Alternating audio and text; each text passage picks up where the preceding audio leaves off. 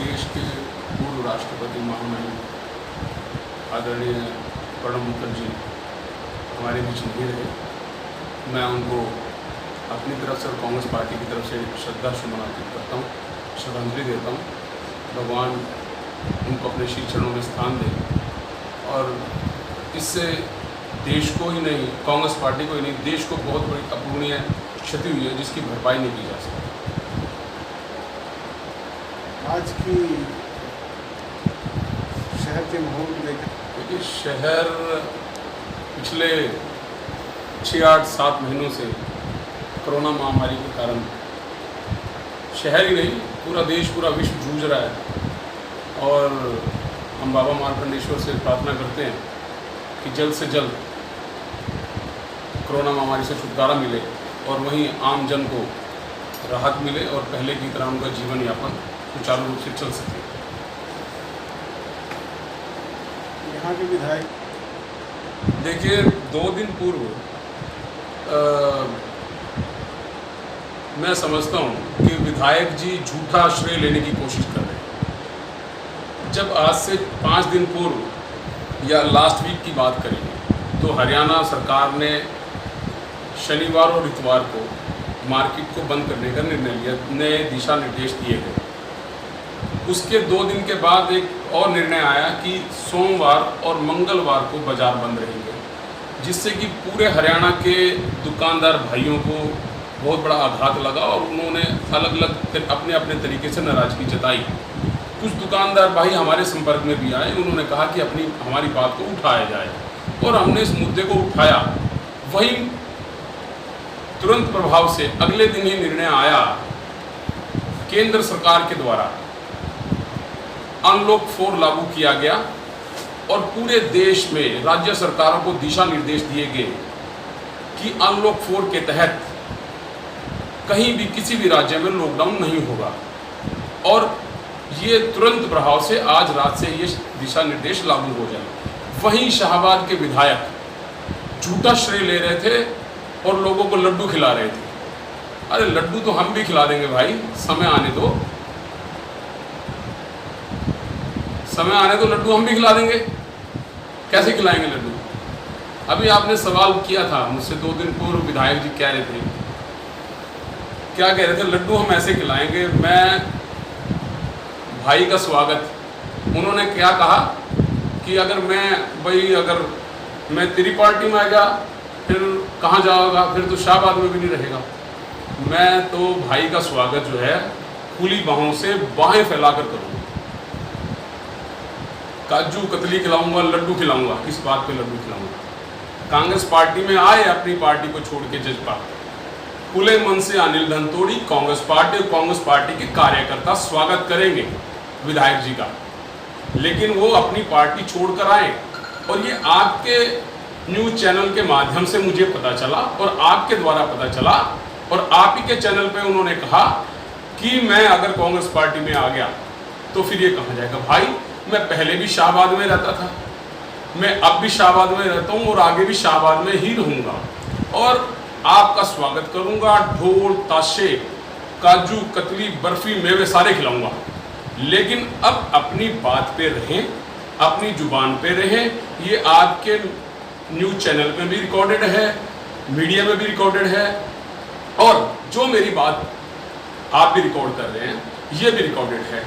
आदरणीय विधायक जी कृपया आप आएँ, मैं बाहें फैलाकर आपका स्वागत करूँगा। ये मैं कहना चाहता हूँ। देखिए,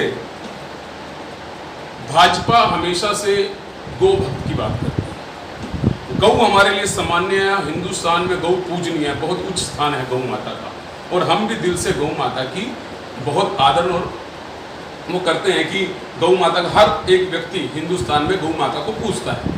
लेकिन जो आज दुर्दशा है, खट्टर सरकार ने पिछले 6 सालों से गौ पर अत्याचार और गौ माता किस तरीके से आप देख सकते हैं, चाहे वो लाडवा रोड की बात हो या शाहबाद के बराड़ा रोड की बात हो या आसपास के गांव की बात हो, हर जगह आप देख सकते हैं कि किस तरीके की परिस्थितियां हैं। आज हर जगह सड़क पर पशु आपको मिल जाएंगे। तो खट्टर साहब, मेरा आपसे अनुरोध है कि कृपया करके इस ओर ध्यान दें और जो हमारी गौ माता है उनको उचित स्थान पर गौशाला बनी हुई है, वहाँ उनको कृपया पहुँचाने का काम करें।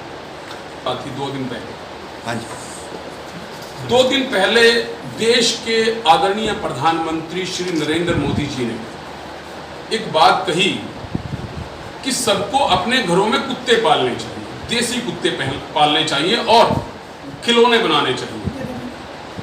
मैं समझता हूं नरेंद्र मोदी जी, आपने जिस तरीके से लगभग 1.5 वर्ष पूर्व युवाओं के लिए एक बात कही थी कि आप भट्टी जलाएं, कढ़ाई रखें और तेल में पकोड़े तलें। दूसरी बात, देश के युवाओं का अपमान आदरणीय नरेंद्र मोदी जी ने किया और देश की जनता का अपमान किया।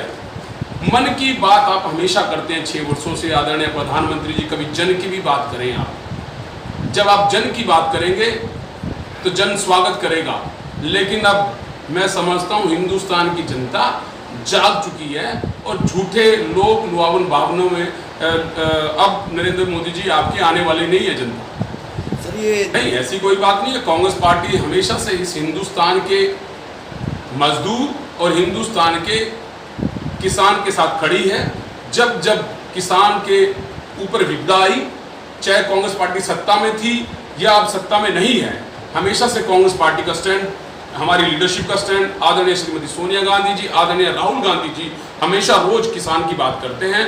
और राहुल जी पिछले 6 महीनों से डे 1 जब पहला केस हिंदुस्तान में कोविड-19 का आया, पेशेंट मिला, उस समय आदरणीय राहुल गांधी जी ने एक बात की थी कि प्रधानमंत्री जी कोविड को लेकर आपको सतर्कता बरतनी चाहिए और आप जो है बाहर की जो फ्लाइट जा रही है देश से बाहर और देश से आ रही है वहाँ ध्यान दीजिए। लेकिन प्रधानमंत्री नरेंद्र मोदी जी ने इस तरफ कोई ध्यान नहीं दिया। उस समय नरेंद्र मोदी मध्य प्रदेश की सरकार गिराने में लगे थे और वहीं आप देख सकते हैं कि हालात बद से बदतर होते चले गए। आज लगभग 37 लाख से ज़्यादा पेशेंट आज कोविड-19 के हिंदुस्तान में हो गए हैं और ये दुर्भाग्यपूर्ण है। और मैं समझता हूँ कि अभी भी समय रहते इसको संभाल लेना चाहिए।